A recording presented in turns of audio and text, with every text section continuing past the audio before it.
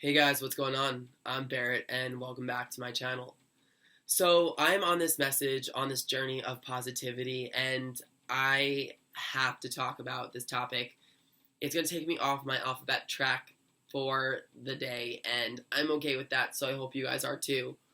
But I'm on this journey of love right now. I can't stop thinking about it, I want to know more about it, and I'm sure you do too. It's the one thing that as humans ties us all together and we all want more than anything in the world.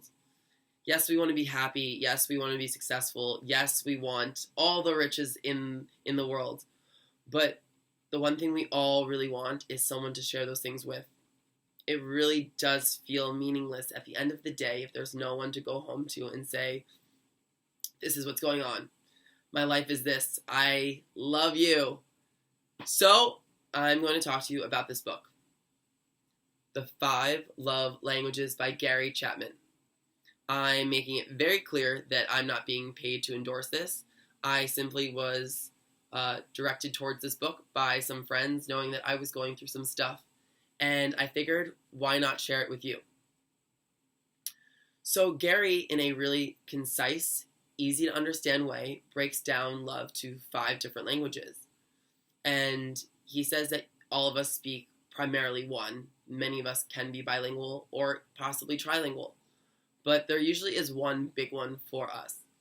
And he helps you figure that out. Not only does he help you figure out your love language, he can help you figure out the love language your partner speaks. And that sometimes is even more important to understand than your own. Because when you can show that you love someone, they usually have an easier time showing you back that they love you too. But I don't want to take away from the fact that you need to know the way that you feel love so that you can then tell your partner or significant other, husband, wife, or spouse exactly what you need from them to make you feel like $1,000,000 every day. And I'm realistic. Life's not perfect, but we do all want to have that great feeling as often as possible. So let's get to it. Language number 1. It is words of affirmation.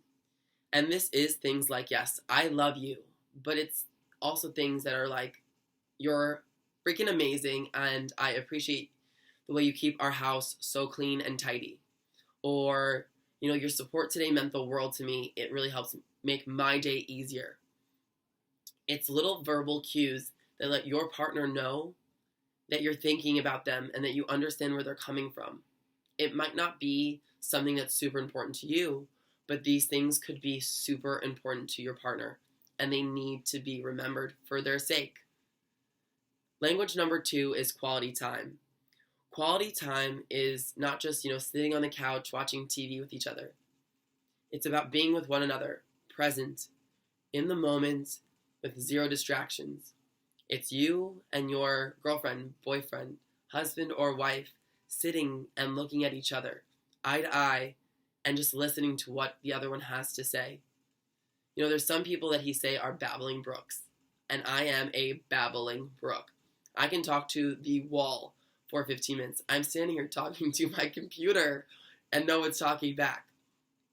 And then he says there's the strong silent type, and that's the type that doesn't need to say anything, that could go the whole day without saying a word and feel loved. That's clear, it's not me, but that might be you. So quality time is really important for a number of people.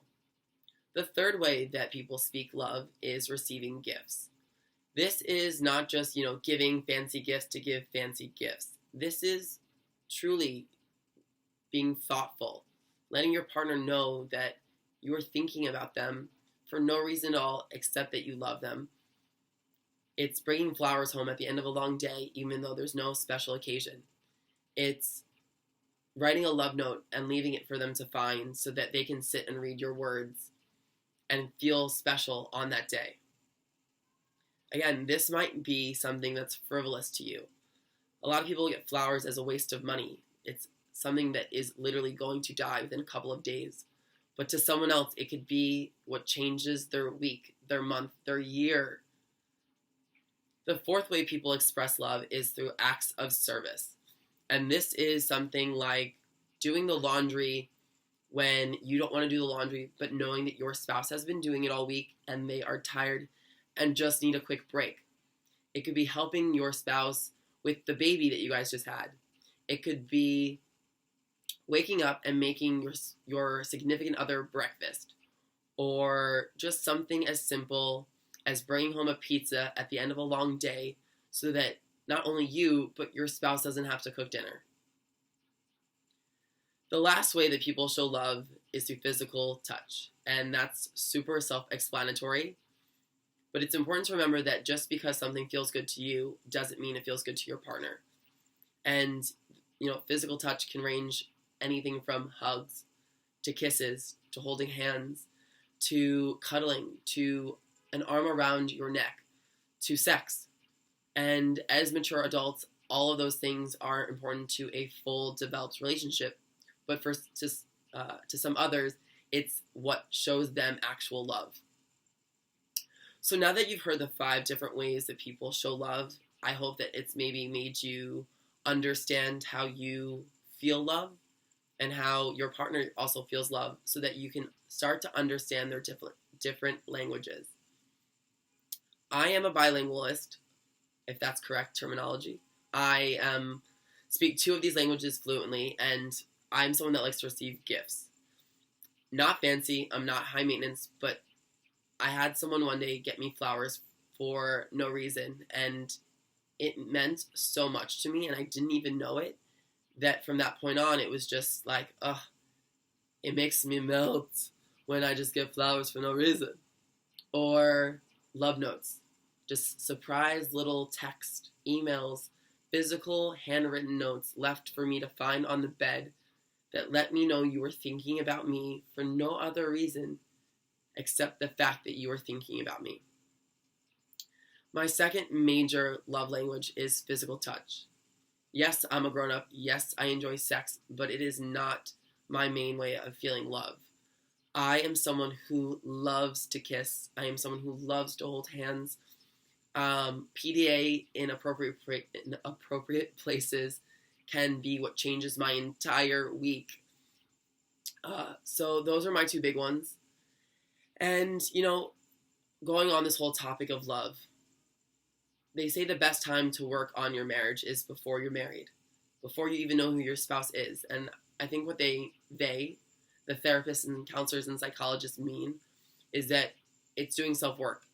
It's figuring out how you tick so that you can be articulate to someone else and let them know what you need from them.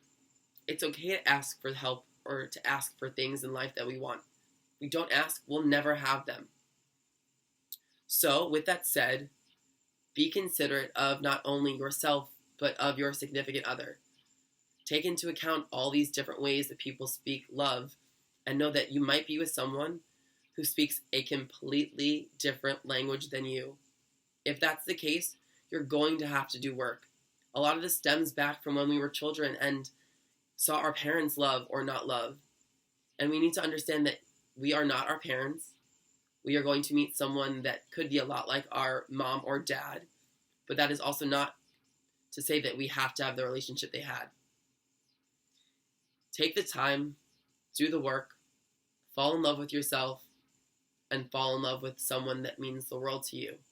It's the greatest feeling in the world. Have a great weekend. Please subscribe. I'll talk to you soon.